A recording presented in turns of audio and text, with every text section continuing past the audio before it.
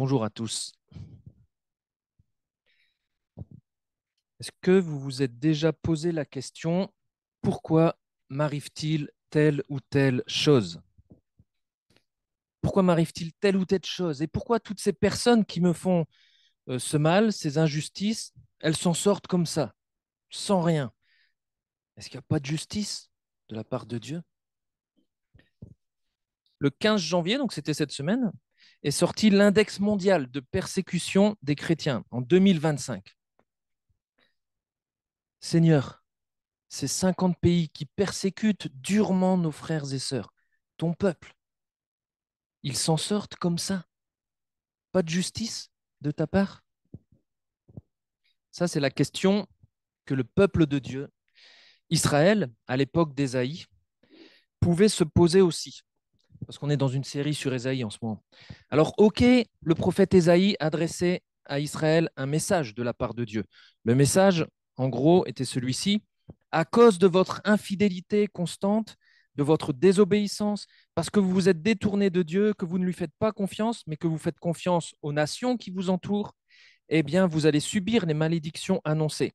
Ces nations qui vous entourent vous feront la guerre, vous envahiront et vous déporteront. Et c'est notamment la crise assyrienne qu'on a découvert dans les chapitres 1 à 12. Mais alors se pose la question, les questions, toutes ces nations qui vont faire du mal au peuple d'Israël, ces nations resteront-elles impunies? Que leur arrivera-t-il? Est-ce que Dieu est uniquement le Dieu d'Israël, de son peuple, ou est-ce qu'il est aussi Dieu sur ces nations qui vont fondre sur son peuple? Est-ce que Dieu est uniquement le Dieu de son Église, persécutée dans le monde, ou est-ce qu'il est aussi le Dieu sur les persécuteurs? Est-ce que Dieu est uniquement un Dieu, enfin mon Dieu, ou est-ce qu'il est aussi Dieu sur ceux qui m'entourent et qui parfois me font du mal? Et les chapitres 13 à 23 que nous allons couvrir aujourd'hui répondent à ces interrogations. Alors les chapitres 13 à 23. On ne va pas lire la totalité des chapitres 13 à 23, ça serait bien long, mais quand vous les lirez chez vous, vous verrez, on a l'impression de ne pas comprendre grand-chose. Donc, il faut se poser quelques questions pour bien comprendre ces chapitres 13 à 23. On vous avait dit qu'on faisait une série sur Ésaïe, mais ça fait 66 livres. Nous, on n'a fait que des extraits, on n'a pris que 15 extraits. Donc là, on va survoler 13 à 23 et on va se poser quelques questions avant pour bien les comprendre et pour comprendre ce qu'ils nous enseignent en fait aujourd'hui, ce qu'ils enseignaient à Ésaïe et ce qu'ils nous enseignent à nous aujourd'hui. Une des premières questions qu'on peut se poser, c'est pourquoi ces nations? Parce que vous allez voir dans les chapitres 13 à 23, c'est une série d'oracles, une série de sentences contre des nations. Et donc, on peut se poser la question, pourquoi ces nations et pas d'autres? La réponse, c'est parce que ces chapitres développent des oracles, des sentences contre des nations, adressées à des nations qui entourent Israël et qui étaient une menace pour Israël. Et ces nations avaient un rapport avec une période actuelle d'Israël, notamment quand il s'agit de la crise assyrienne, mais aussi des nations qui auront un rapport avec Israël dans une période à venir, notamment quand Ésaïe va parler de Babylone. Parce que Babylone, ce n'est pas encore une menace pour Israël à l'époque d'Ésaïe, là où on en est aujourd'hui dans le livre.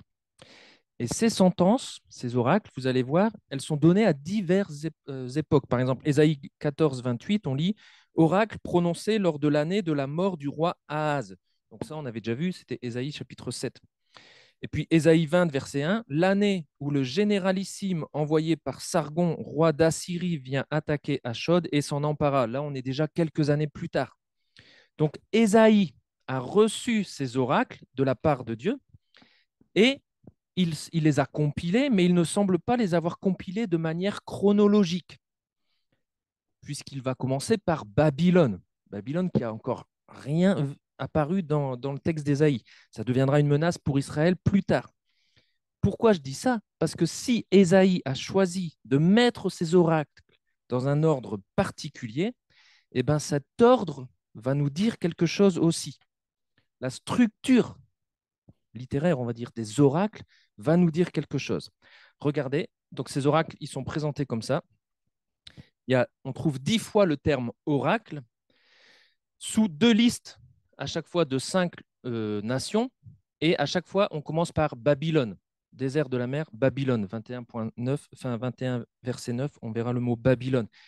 Donc deux listes de 5, à chaque fois, on commence par Babylone, et à chaque fois, au milieu de la première série d'oracles, au centre de l'oracle, où c'est que du négatif, que du jugement, mais à chaque fois au milieu, vous allez avoir un message d'espérance et une promesse de salut.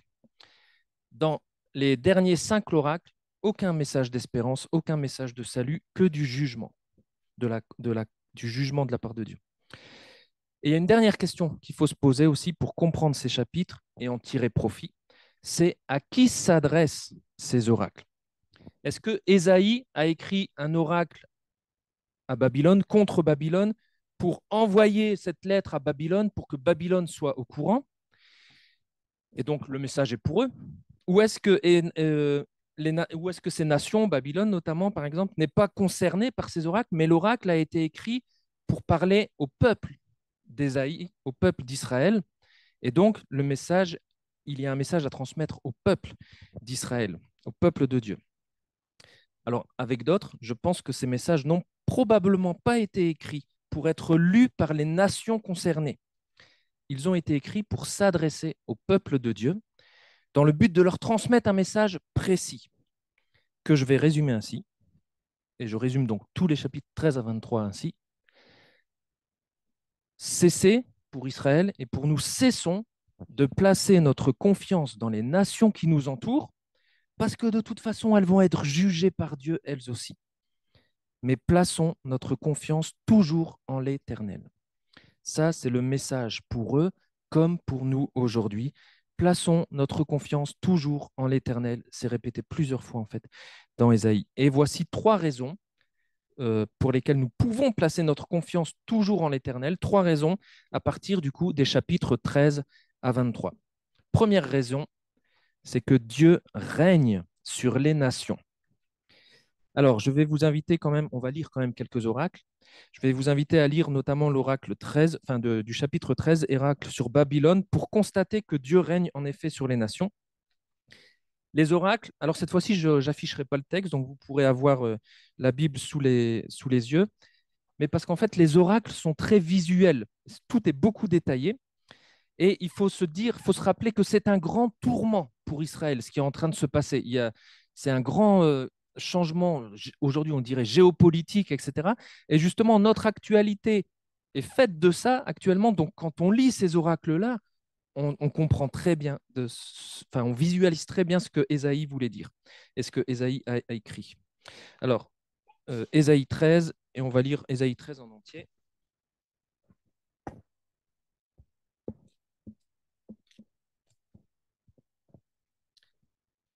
Menace sur Babylone, révélée à Ésaïe, fils d'Amos. Sur un mont dénudé, dressez un étendard, poussez des cris et agitez la main. Que l'on franchisse les portes des seigneurs. Moi, j'ai donné mes ordres à des milices à qui j'ai fait appel. J'ai convoqué mes braves, agents de ma colère, qui se réjouissent de ma gloire. C'est le bruit d'une foule sur les montagnes. On dirait un grand peuple. On entend le tumulte de royaumes, de nations rassemblées. Le Seigneur des armées célestes passe en revue ses troupes de combat. Ils viennent de très loin, du bout de l'horizon. L'Éternel et les troupes dont il se servira dans son indignation pour dévaster tout le pays. Poussez donc des cris de détresse, car il se rapproche à grands pas, le jour de l'Éternel, comme un fléau dévastateur déchaîné par le Tout-Puissant. C'est pourquoi tous les bras s'affaibliront et tout le monde perdra courage. Ils seront frappés d'épouvante, ils seront saisis de douleur, accablés de souffrance comme une femme qui enfante. Ils se regarderont avec stupeur les uns les autres, le visage embrasé. Voici venir le jour de l'Éternel, ce jour impitoyable, jour de fureur et d'ardente colère qui réduira la terre en un désert et on exterminera les pécheurs. Alors les étoiles du ciel et toutes leurs constellations cesseront de briller, le soleil sera obscurci dès son lever, il n'y aura plus de clarté répandue par la lune. J'interviendrai contre le monde pour le punir de sa méchanceté et contre ceux qui font le mal à cause de leur faute. Je mettrai fin à l'arrogance des insolents. Je ferai tomber l'orgueil des tyrans. Je rendrai les humains plus rares que de leur faim, plus rares que de l'or d'Ophir. J'ébranlerai le ciel, et cette terre sera secouée sur ses bases par la fureur de l'Éternel, le Seigneur des armées célestes, au jour où il déchaînera son ardente colère. Les gens seront en ce jour-là pareils à des gazelles que l'on poursuit, ou comme des brebis perdues.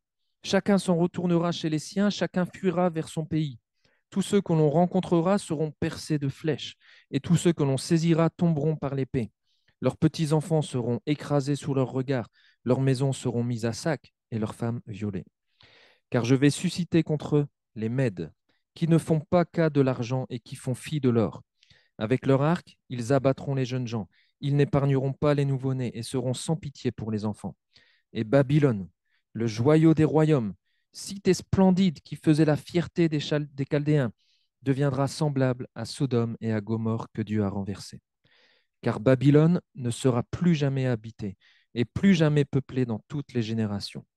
Et même les nomades n'y dresseront jamais leur tente, et nul berger n'y fera reposer ses bêtes. Les chats sauvages chercheront abri dans ces ruines, ces maisons seront hantées par les hiboux, les autruches y établiront leur demeure, et les boucs viendront y prendre leurs ébats. Les chats sauvages s'appelleront dans ses châteaux, et les chacals viendront hurler dans ses palais. Son heure approche, et ses jours ne seront pas prolongés. C'est très visuel, on voit très bien de quoi il s'agit. Et Ésaïe a donc placé Babylone en premier dans ses oracles, même si elle n'est pas encore la superpuissance internationale qui menace Israël. Et si il a mis Babylone en premier, comme je l'ai dit, plutôt ce n'est pas pour rien. C'est parce que Babylone, depuis l'histoire de la tour de Babel, dans la Bible, eh ben, Babylone a surtout une valeur symbolique. Babylone représente quelque chose de beaucoup plus grand qu'elle.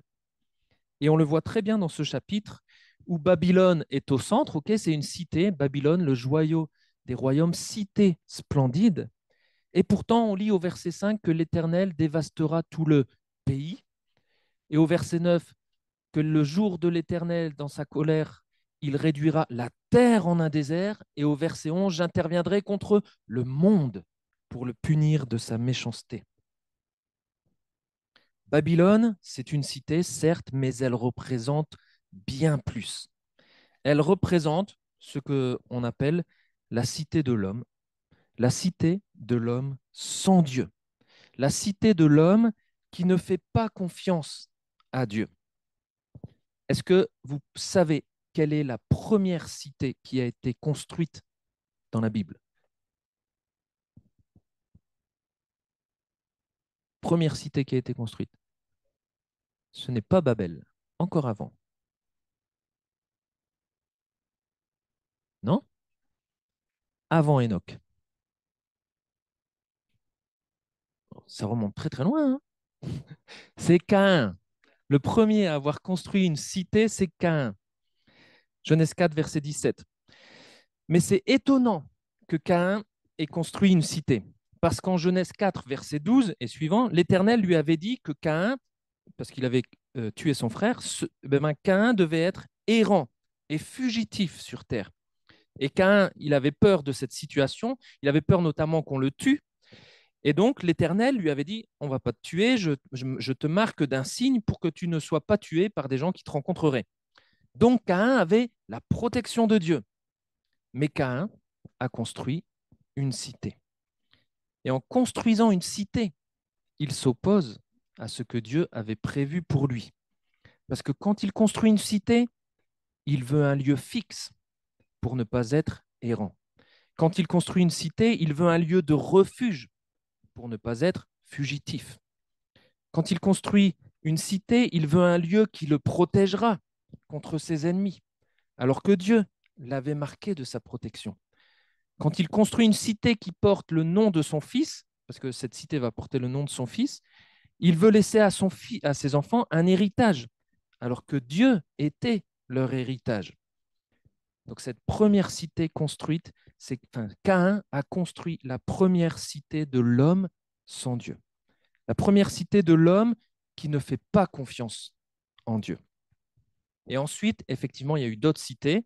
Elles ont toutes été détruites après par le déluge. Et la première autre cité à être reconstruite, c'est Babel. Et Babel va encore développer ça. Alors que les hommes avaient été invités à remplir la terre, Genèse 9, verset 1, ben les hommes font quoi? Ils construisent une nouvelle cité pour être tous ensemble. Et dans cette cité, ils construisent quoi? Une tour pour atteindre le ciel. Autrement dit, et c'était très certainement un temple pour leur religion humaine. Babel, la cité des hommes sans Dieu, mais avec la religion des hommes. Et on retrouve cette religion des hommes fabriquée par les hommes dans les oracles des chapitres 13 à 23, et notamment dans l'oracle sur Moab. Donc je vous lis Ésaïe 16, verset 12. Voilà ce qu'on lit comme religion humaine. On voit le peuple de Moab se donner de la peine sur les hauts lieux, comme Babel, les hauts lieux, et se rendre à son sanctuaire pour prier ses idoles, mais il n'y pourra rien. Le jugement arrivera quand même. Les hommes de Moab se présentent dans leur temple fait de main d'homme, comme à Babel. Et ce qui est intéressant, c'est qu'ils se fatiguent, ils se donnent de la peine, parce que toute religion humaine, c'est fatigant, alors que Dieu veut nous accorder le repos. Et les religions humaines, elles sont fatigantes. Mais là, dans l'oracle de Moab, on voit leurs idoles, les dieux faits de main d'homme, ne valent rien et ne pourront rien contre le vrai Dieu qui a décidé quelque chose pour eux. Toute religion humaine fait faillite. Babylone, dans l'Ancien Testament comme dans le Nouveau Testament, ça représente tout ça. Babylone, c'est la cité de l'homme, la religion de l'homme, le monde sans Dieu, l'homme qui se confie en l'homme qui se confie, qui fait des alliances avec d'autres cités, avec d'autres nations, l'homme qui se confie dans sa propre sécurité, l'homme qui se confie dans sa propre religion, l'homme qui se confie dans la sécurité illusoire de l'économie ou des biens matériels. Et l'oracle sur Tyr, Ésaïe 23, vise particulièrement cela, tout ce qui est finance, économie, etc. Babylone représente tout cela, et ce n'est pas pour rien qu'Ésaïe la place en première position. La cité de l'homme, elle est super séduisante en fait. Israël se laisse impressionner par la gloire humaine et met sa confiance dans les nations et non dans le nom de Dieu. Souvenez-vous d'Akaz, chapitre 7, qui rate le test en fait qui lui était proposé. Il y avait des nations qui le menaçaient et le test était simple. Vas-tu te confier en Dieu ou vas-tu te confier dans les nations? Dieu lui avait dit, ces deux bouts de bois fumants là, ils ne te feront rien. Ces nations, elles ne te feront rien. Confie-toi en moi et il t'aura rien. Et Akaz, il refuse cela. Et il dit non, non, moi je veux pas de signe de l'Éternel, etc. Et qu'est-ce qu'il fait? Il se confie dans l'Assyrie, l'apostrophe Assyrie. Il se confie dans les Assyriens. Mais c'est raté parce que c'est cette même nation qui plus tard viendra le détruire lui. Babylone, la cité de l'homme, elle est séduisante et elle est toujours séduisante aujourd'hui. Alors, est-ce qu'on se laisse impressionner par elle? Est-ce qu'on met notre confiance en elle plutôt qu'en Dieu? Alors, je vous pose une question et c'est ouvert. Vous avez le droit de répondre. Dans quel domaine, par exemple, la cité de l'homme, Babylone, nous séduit-elle? Et où, du coup, on placerait notre confiance en elle plutôt qu'en Dieu? Comment?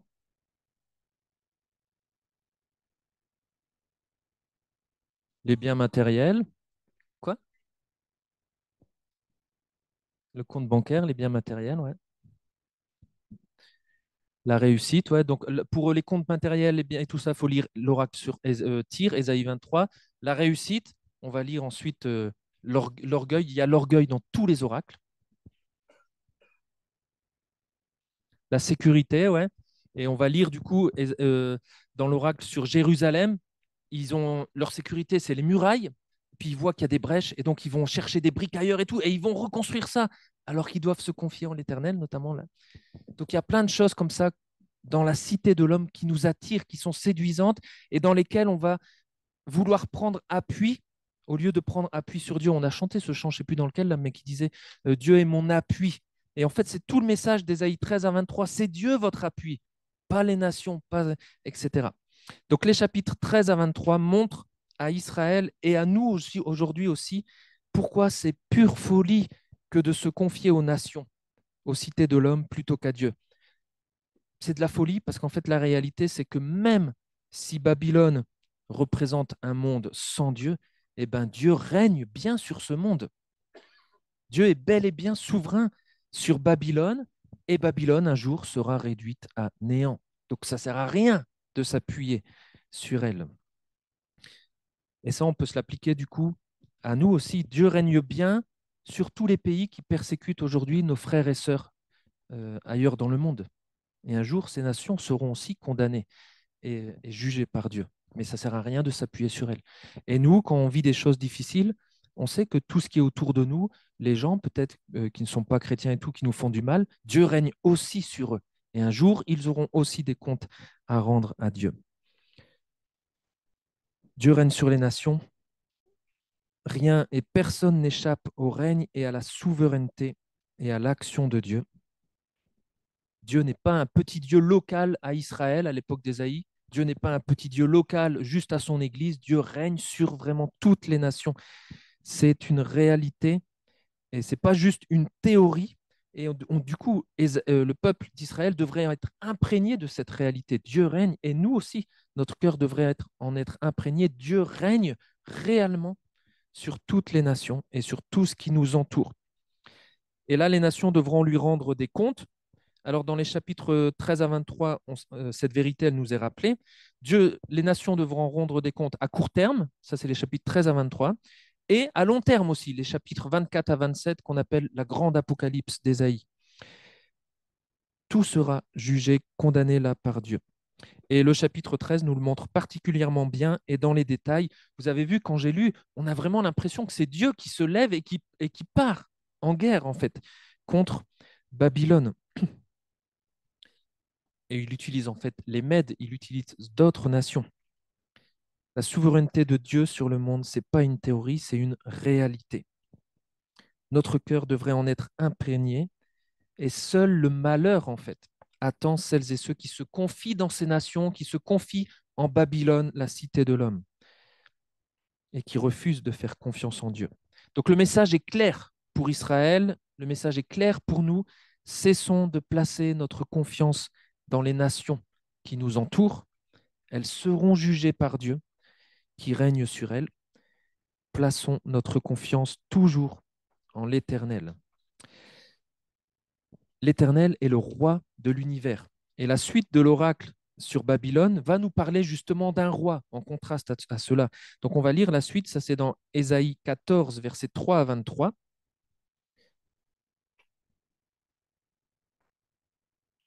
où on lit, et là on rejoint la réussite, l'orgueil, etc. Au jour où l'Éternel t'aura accordé du repos après ta peine et ton tourment, et après le dur esclavage auquel on t'aura asservi, tu chanteras ce chant pour te moquer du roi de Babylone. Oui, tu diras, comment est-ce possible? L'oppresseur n'est plus là. Fini la tyrannie. L'Éternel a brisé le bâton des méchants, le sceptre des despotes. Celui qui, dans sa rage, frappait les peuples par des coups sans relâche, donc le roi de Babylone, et qui, dans sa colère, opprimait les nations, maintenant, à son tour, est poursuivi sans trêve. Toute la terre est en repos, elle est tranquille, et des cris d'allégresse retentissent partout. Les cyprès, les cyprès même sont heureux de sa chute, et les cèdres du Liban disent, depuis que tu t'es effondré, le bûcheron ne vient plus nous abattre. Le monde du séjour des morts en bas est en émoi à ton sujet pour t'accueillir à ta venue. Pour toi, on réveille les ombres et tous les princes de la terre. On a fait lever de leur trône tous les rois des nations. Eux tous, ils s'adresseront à toi, le roi de Babylone, en te disant, toi aussi, tu es maintenant sans force, comme nous, te voilà donc semblable à nous. Ton orgueil est précipité dans le séjour des morts, ainsi que le son de tes luttes. Les vers sont maintenant ta couche, la vermine ta couverture. Comment es-tu tombé du ciel, astre brillant, fils de l'aurore, toi qui terrassais d'autres peuples? Comment est-il possible que tu aies été abattu à terre? Tu disais en ton cœur, je monterai au ciel, j'élèverai mon trône bien au-dessus des étoiles divines, je siégerai en roi sur la montagne de l'assemblée des dieux, aux confins du septentrion, je monterai au sommet des nuages, je serai semblable au Très-Haut. Mais te voilà précipité dans le séjour des morts, dans les profondeurs de l'abîme. Ceux qui te voient arrêtent leur regard sur toi, ils se demandent, Mais est-ce bien là cet homme qui ébranlait la terre et qui terrifiait les royaumes, qui changeait le monde en désert, qui détruisait les villes et ne relâchait jamais ses prisonniers? Tous les rois des nations, oui, tous sans exception, ont cet honneur de reposer chacun dans son caveau. Mais toi, loin de ta tombe, tu as été jeté comme un avorton qu'on méprise au milieu des victimes transpercées par l'épée, qu'on a précipité dans la fosse de pierre dont on piétine le cadavre.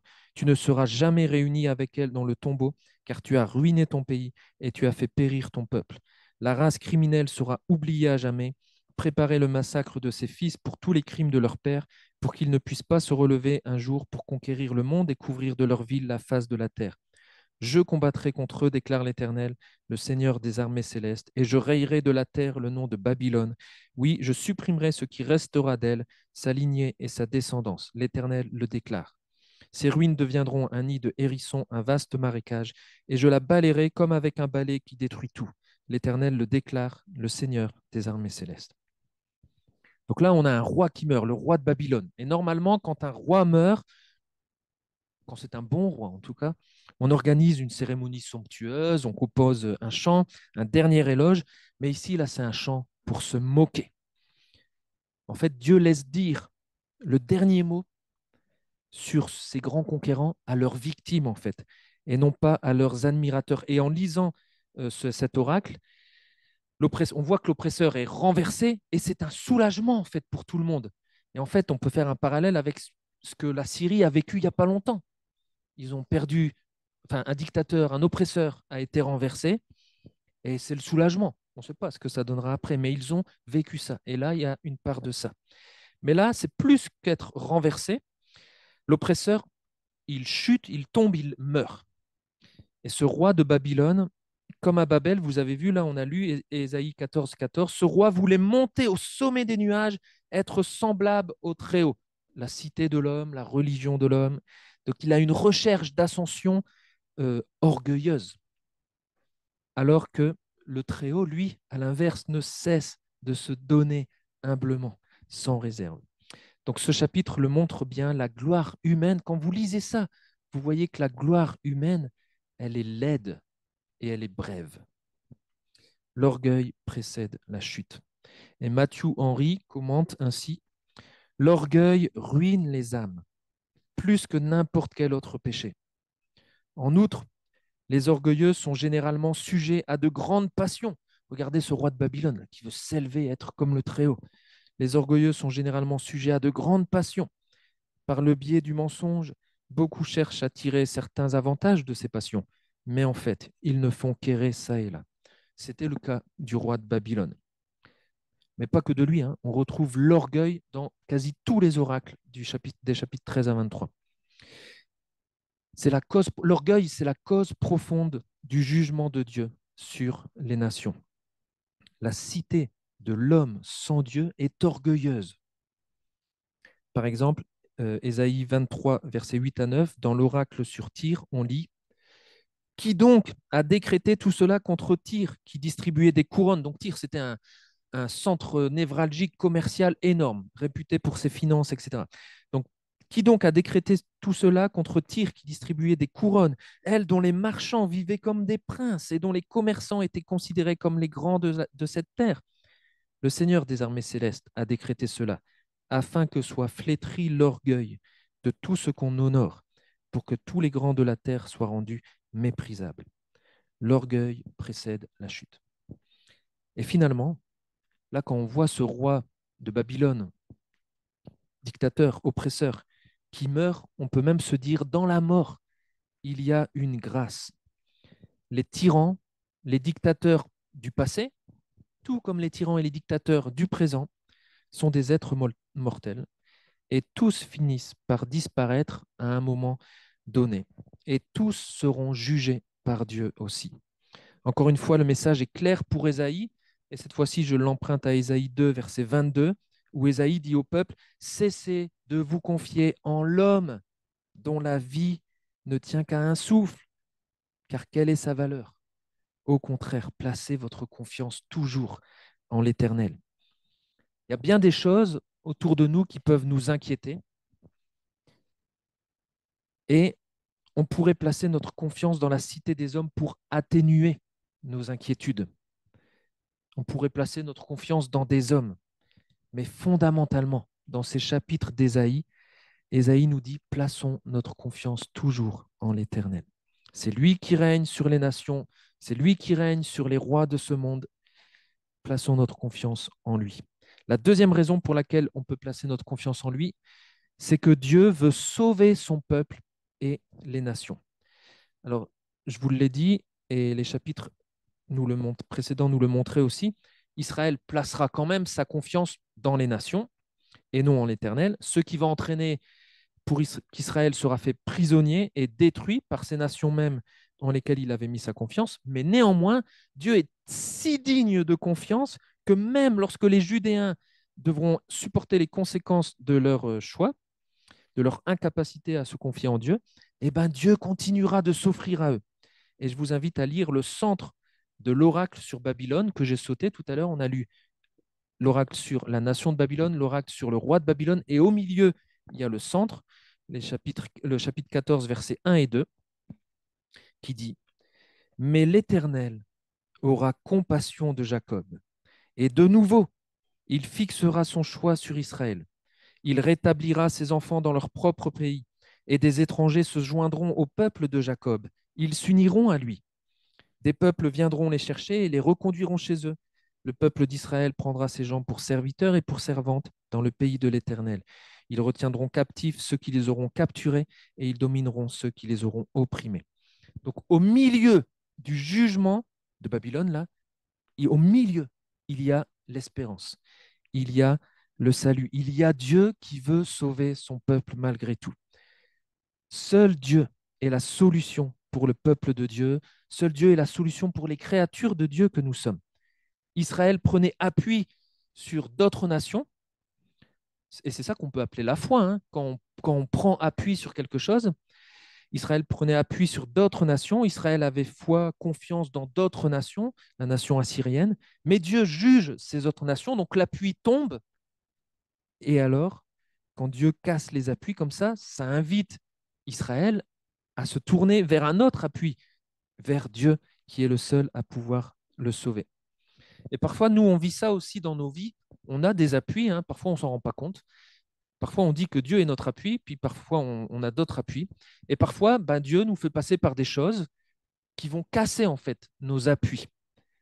Et quand Dieu fait ça, parce que c'est lui qui règne tout, hein, quand Dieu fait ça, il nous invite en fait à nous tourner vers lui. Et ça, l'exemple de l'oracle sur Damas est intéressant pour cela. C'est Ésaïe 17. Je vous le lis. Enfin, je vous fais un extrait. Donc, ça dit, bientôt Damas ne sera plus comptée parmi les villes, elle sera réduite à un monceau de ruines. En ce jour-là, puisque Damas vient de tomber, la gloire de Jacob, Israël, sera bien amoindrie. Israël perdra l'embonpoint et sera amaigri. Puisqu'il a pu son appui Damas, Israël va commencer à vaciller. Voilà. En ce jour-là, ces villes fortifiées seront abandonnées, elles seront dévastées. Israël n'aura plus son appui. Verset 10, pourquoi? Car tu as oublié le Dieu qui t'a sauvé et tu ne t'es pas souvenu du rocher qui faisait ta force. C'est un rocher, on s'y appuie dessus. Ainsi, tu plantes des jardins de délices pour tes divinités, tu sèmes des graines étrangères. Autrement dit, tu t'es allié avec d'autres dieux, tu as adopté des religions humaines et des coutumes étrangères. Mais au centre de l'oracle sur Damas, on a le verset 6 et 7, Dieu dit, il restera un grappillage, un reste. Et le verset 7, en ce jour-là, quand Israël n'aura plus Damas comme appui, en ce jour-là, l'homme se tournera vers celui qui l'a fait et ses yeux se dirigeront vers le Saint d'Israël.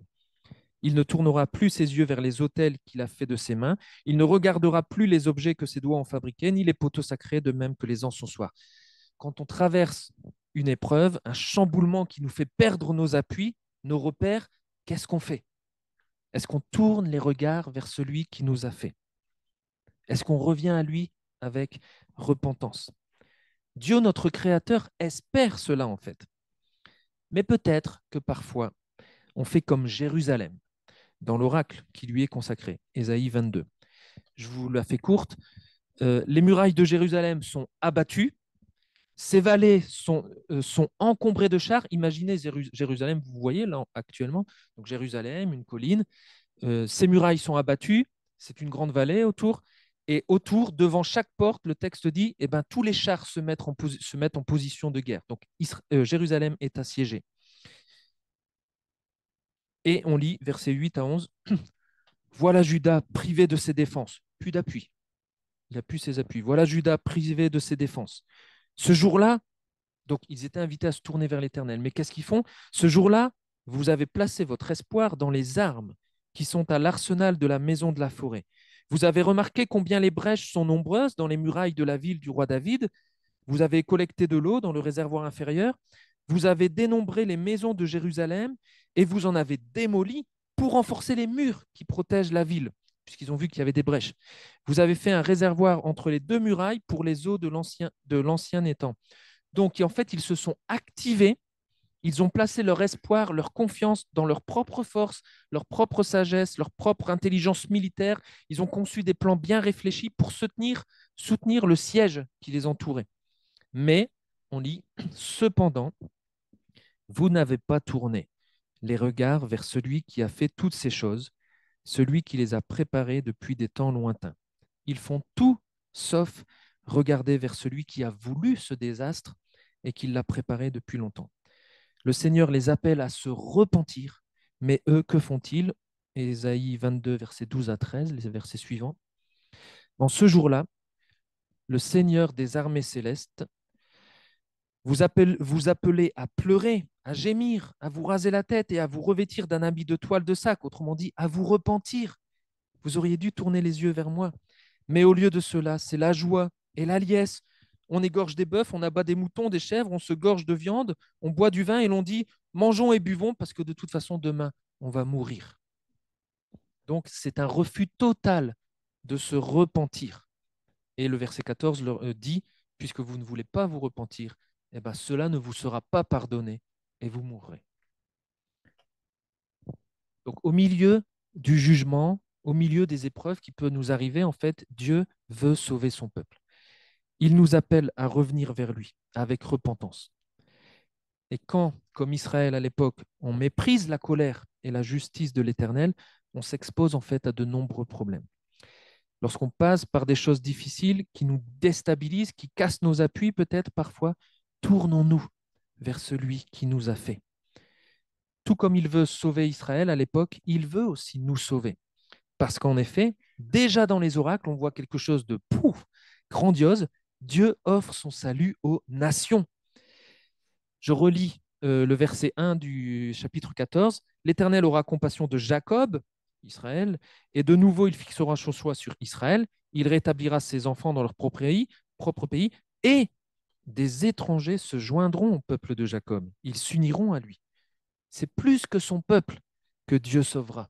Même des étrangers se joindront, s'uniront au peuple de Dieu. Dieu sauve son peuple et il offre son salut aux nations. Et le plus beau des oracles là-dessus, c'est celui de l'oracle sur l'Égypte. Il dépasse tout ce qu'Israël pouvait imaginer à l'époque d'Ésaïe. Je vous le lis, Ésaïe 16, versets 16 à 25. En ce jour-là, les Égyptiens seront comme de faibles femmes, puisqu'ils viennent de perdre eux aussi leurs appuis. Ils trembleront et s'épouvanteront quand l'Éternel, le Seigneur des armées célestes, agitera la main contre eux. Le pays de Juda sera cause d'effroi pour l'Égypte, qui tremblera à la simple mention de son nom devant elle, à cause du projet que l'Éternel, le Seigneur des armées célestes, a formé contre elle. En ce jour-là, il y aura dans le pays d'Égypte 5 villes où l'on parlera la langue des Hébreux et où l'on prêtera serment par l'Éternel, le Seigneur des armées célestes. On appellera l'une d'elles la ville du soleil, donc en Égypte, Héliopolis, un truc comme ça, si je ne me trompe pas. Elle existe. En ce jour-là, l'Éternel aura un autel au milieu de l'Égypte et une stèle sera dressée en l'honneur du Seigneur sur sa frontière. Donc apparemment, ça s'est réalisé en -1 avant Jésus-Christ, quand le prêtre Onias a été chassé d'Israël et a été arrivé en Israël, en Égypte. Il a demandé l'autorisation à mettre un autel sur la frontière. Ils serviront de signes et de témoins pour l'Éternel, le Seigneur des armées célestes, dans le pays d'Égypte. Et quand les Égyptiens crieront à l'Éternel à cause de leur oppresseur, il leur enverra un libérateur qui prendra leur parti et les délivrera. l'Éternel se fera connaître au pays de l'Égypte. Et ce jour-là, les Égyptiens connaîtront l'Éternel. Ils lui rendront un culte avec des sacrifices et des offrandes, et ils feront des vœux à l'Éternel et s'en acquitteront. L'Éternel frappera les Égyptiens, il frappera, mais il les guérira. Souvenez-vous de la première prédication qu'on avait fait sur Ésaïe. Quand l'Éternel juge, c'est pour restaurer. Et bien c'est ça là. Il frappe les Égyptiens, mais il les guérira. Ils se tourneront vers l'Éternel qui les exaucera et qui les guérira. En ce jour-là, il y aura une route allant d'Égypte en Assyrie. Les Assyriens se rendront en Égypte, les Égyptiens en Assyrie. Des Égyptiens et des Assyriens rendront leur culte ensemble. En ce jour-là, Israël sera le troisième avec l'Égypte et la Syrie, et pour la terre entière, ce sera une bénédiction. Et l'Éternel, le Seigneur des armées célestes, les bénira, disant, béni soit l'Égypte, mon peuple. Béni soit la Syrie, mon œuvre, et Israël qui m'appartient. C'est juste extraordinaire. C'est exactement le même vocabulaire que pour le peuple de Dieu, Israël. Donc Ésaïe, avec le contexte de son époque, avec les mots de son époque, il parle d'un bouleversement que personne n'imaginait.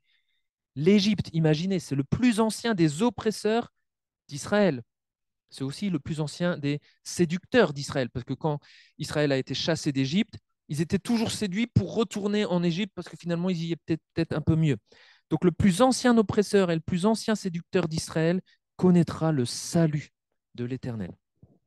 C'est vraiment quelque chose qui nous dépasse complètement. Ésaïe prévoit la conversion à l'époque enfin, à son époque, il prévoit la conversion des païens, des païens. Dieu offre son salut au monde sur lequel il règne. Tout le monde est appelé à placer sa confiance toujours en l'Éternel. C'est seulement lui qui peut nous sauver de la colère du jugement à venir. Parce que ce que Israël vit à l'époque d'Ésaïe, ça va se passer, ça va se produire, les villes vont être détruites, etc. Mais on sait qu'un jour, il y aura le jugement universel qui est annoncé dans les chapitres 24 à 27 de Ésaïe. On sait qu'un jour, ça arrivera, cela. Et on est toujours appelé à placer notre confiance en l'Éternel.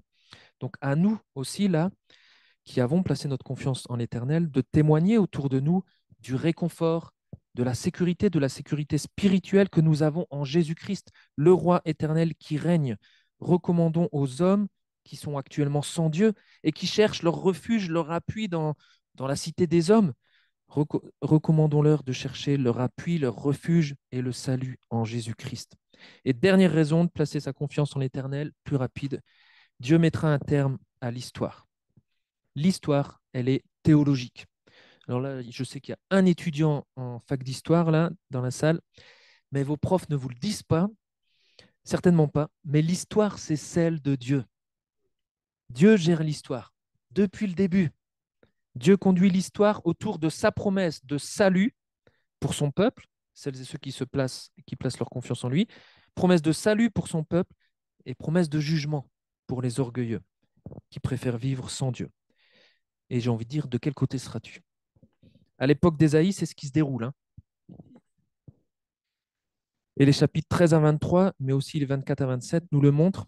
C'est uniquement Dieu qui conduira l'histoire jusqu'au terme fixé, au jour duquel les nations connaîtront soit la guérison, soit la destruction finale. De quel côté sera-t-on? Aujourd'hui, Dieu écrit toujours l'histoire. Il écrit toujours l'histoire avec les hommes qui sont au gouvernement de telle ou telle nation. On a parlé tout à l'heure de présidents, de rois, etc. Ça ne veut pas dire qu'il les approuve. Ils ont leurs responsabilités, comme on le voit dans les chapitres 13 à 23. Mais c'est bien Dieu qui est aux manettes. De quoi sera fait demain avec un nouveau président aux États-Unis? De quoi sera fait ma vie demain? On se pose parfois ces questions. Parfois, ça nous inquiète. Et en fait, tout cela, on ne le sait pas. Et un des oracles nous dit que ce n'est pas la bonne question à se poser. Quand on a compris que Dieu mettra un terme à la fin de l'histoire, ce n'est pas la bonne question à se poser. C'est l'oracle sur Douma qui nous dit ça. Il est très très court, Ésaïe 21, versets 11 et 12. Il est instructif à cet effet. Alors je vous le lis. Oracle sur Douma, on me crie de Séhir, donc on crie à Ésaïe. Donc le veilleur ici, c'est Ésaïe, le prophète. On me crie de Séhir, veilleur, que dis-tu de la nuit? Veilleur, que dis-tu de la nuit? Et le veilleur répond, le matin vient et la nuit vient aussi. Si vous voulez poser des questions, posez-les. Revenez-y, oui, venez à nouveau. Alors pour comprendre, la nuit ici représente un grand désastre, ok? Une calamité, une souffrance, une épreuve. À l'époque d'Ésaïe, la nuit, c'est la menace d'Assyrienne. Donc là, il y a un gars anxieux qui vient voir le prophète et pour l'interroger et qui lui demande, est-ce que la menace assyrienne est bientôt passée? Et pour nous, aujourd'hui, on se pose parfois ces questions quand on dit, mais est-ce que cette calamité, cette souffrance, cette épreuve que je traverse, elle est bientôt finie? La sentinelle répond, oui, la menace assyrienne actuelle est sur le point de s'achever. Un matin, un jour nouveau va se lever. Ça va apporter la lumière, la paix, la bénédiction. Ça, on aime bien entendre ça.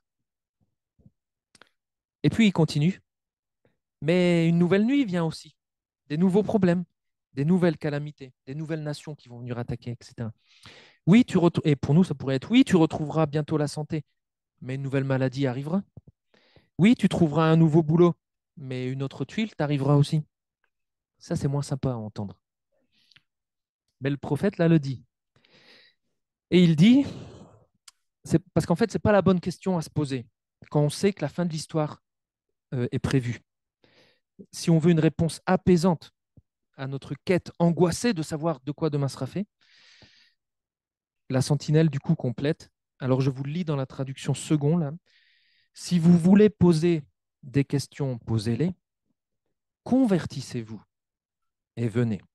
Si on cherche une réponse apaisante à notre quête angoissée, il faut d'abord qu'on fasse demi-tour, que nous nous repentions, que nous revenions à deux. C'est tout ce que montrent ces chapitres 13 à 23. Alors seulement la réponse sera celle que nous espérons. Oui, la nuit de tes souffrances prendra fin, l'aurore brillante de ta délivrance sera sur toi, le meilleur est à venir. Un nouveau monde est à venir. Et ça va apaiser notre quête angoissée. De quoi sera fait demain avec un nouveau président aux États-Unis? De quoi sera fait ma vie demain? Il y aura du bon, il y aura du mauvais, mais si tu veux être apaisé dans ta quête angoissée, analyse l'état de ton âme avant que l'Éternel ne mette fin à l'histoire, telle qu'on la connaît en tout cas. Est-ce que tu es sauvé de la colère divine à venir? Et là, le prophète dit en fait, cherche, repens-toi et viens à lui. Alors tu seras apaisé. Et aujourd'hui, pour nous, une application pour nous, pour les chrétiens, en fait, aujourd'hui, c'est nous les veilleurs, c'est nous les prophètes, c'est nous les porte-paroles. Donc c'est à nous de répondre cela quand quelqu'un nous pose la question. Que dis-tu de la nuit, là, de ce que je suis en train de traverser, de cette calamité qui m'arrive? Bah oui, peut-être qu'il y aura un matin qui reviendra, mais peut-être tu en auras une nouvelle de calamité. Mais en fait, est-ce que tu sais que la fin de l'histoire est programmée et toi, tu seras où? Pour ceux qui placent déjà leur confiance dans le maître de l'histoire, on peut être réconforté. Dieu accomplira toujours les plans qu'il a prévus. Et en attendant que Dieu accomplisse, enfin mette fin à l'histoire telle qu'on la connaît, persévérons dans la fidélité à Dieu, continuons sans cesse de placer notre confiance en lui et dans l'œuvre de salut accomplie par son Fils Jésus. Alors, pour conclure, comme pour Israël, parfois on subit des afflictions. Et c'est bénéfique en fait de réfléchir sur les afflictions que nous pouvons subir afin de nous écarter de nos péchés, afin de vérifier aussi parfois que Dieu est bien notre salut, le seul rocher sur lequel on s'appuie, ou peut-être afin justement de trouver cet appui que nous n'avions pas dans notre vie. Notre appui est en Dieu, pas dans les nations, pas dans les finances, pas dans les manigances, etc. Dieu a les choses en main et il nous demande de lui faire confiance. Et ces oracles nous rappellent donc que Dieu ne délaisse pas son peuple, son Église. S'il permet aux méchants parfois de triompher, ce n'est que pour un temps. Il règne bel et bien, même si on ne comprend pas toujours tout. Il veut nous sauver, qui que nous soyons. Un jour, il mettra fin à l'histoire, soit pour notre salut, soit pour notre jugement. Alors pour notre salut, je vous en conjure, plaçons notre confiance toujours en l'Éternel.